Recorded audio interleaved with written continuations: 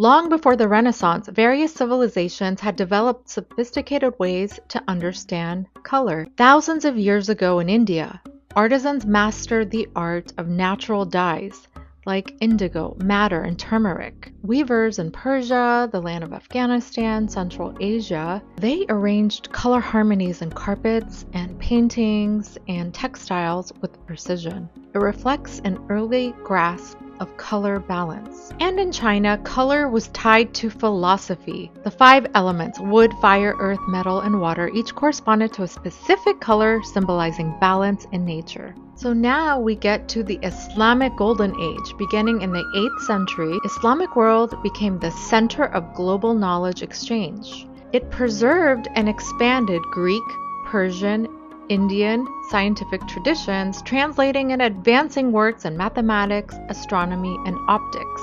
Muslim artists and scientists studied how light created color, not only as a spiritual symbol, but as a measurable physical phenomenon. Ibn al-Haytham, known in the West as Al-Hazen, was born around 965 in Basra in present-day Iraq and worked in Cairo.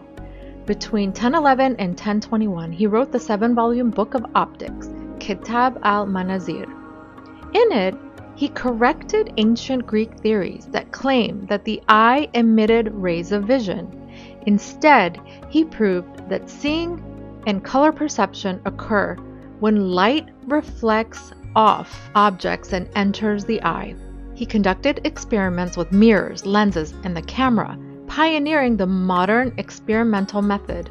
His findings were written over 650 years before Isaac Newton's prism experiences of 1666, and nearly 700 years before Newton's optics was published in 1704. Ibn al-Haytham's combination of mathematics, physics, and experiment created the foundation for all later optical science. Now we have Al-Kindi, who was known as Al-Kindus. He lived between 870 and 873. He studied how rays and light travel through space, proposing that light behaves according to geometric principles. We also have Ibn Sina. He lived between 980 and 1037. He was a Muslim and Persian scholar and polymath, and he continued these studies in the Book of Healing known as Kitab al-Shifa, describing light, refraction, and color mixing as physical properties that can be observed and measured.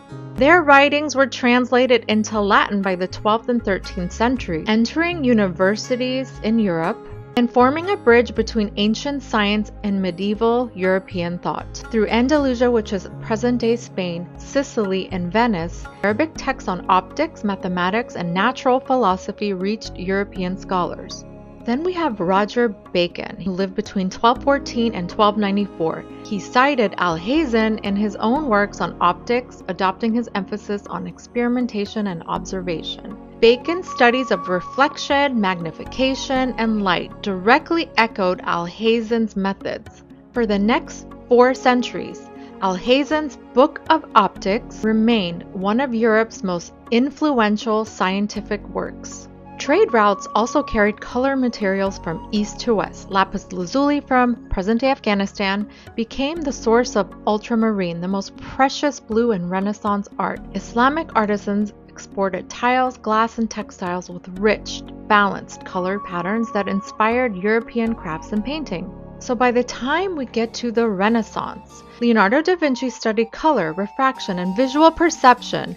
His work echoed ideas that trace back through the works of Arabic and Muslim optics. Historians note that Leonardo's notebooks engage with questions of light and vision originally raised by Al-Hazen. By the 1660s, Isaac Newton built upon this long tradition of optical study. By passing sunlight through a prism, he proved that white light separates into a spectrum of colors, the physical basis of modern color science.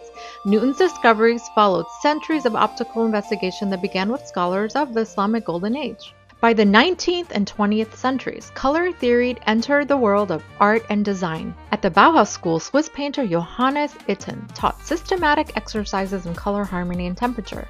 He published The Art of Color, which organized color relationships through contrast, emotion, and composition. By the 1920s, the public fascination with personal color had begun. In 1928, charts of becoming colors advised women which hues complemented their skin tone, an early form of color analysis. At the same time, Western design was heavily inspired by the Eastern and Islamic world. Designers like Paul Poiret, Mariano Fortuny, and Cartier borrowed geometric motifs, architecture, jewel tones. This fusion helped define the Art Deco movement, where symmetry and saturated color met modern European design. Later, in mid-century America, Suzanne Cagle developed individual color analysis based on personal undertones. Her work inspired Bernice Kettner's Color Me a Season and Carol Jackson's Color Me Beautiful, books that brought seasonal color analysis to the mainstream. Today, color analysis is re-emerging on a global scale. Millions of people are discovering their seasonal palettes, exploring undertones, and learning how color harmony enhances perception. What feels like a modern trend is actually built upon hundreds of years of scientific, artistic, and cultural study, from ancient times to optical experiments of Ibn al-Haytham to the mathematical and artistic color theories that shaped modern art. Personally, I've become certified in personal color analysis, which I'll be offering in person and online. Follow for more.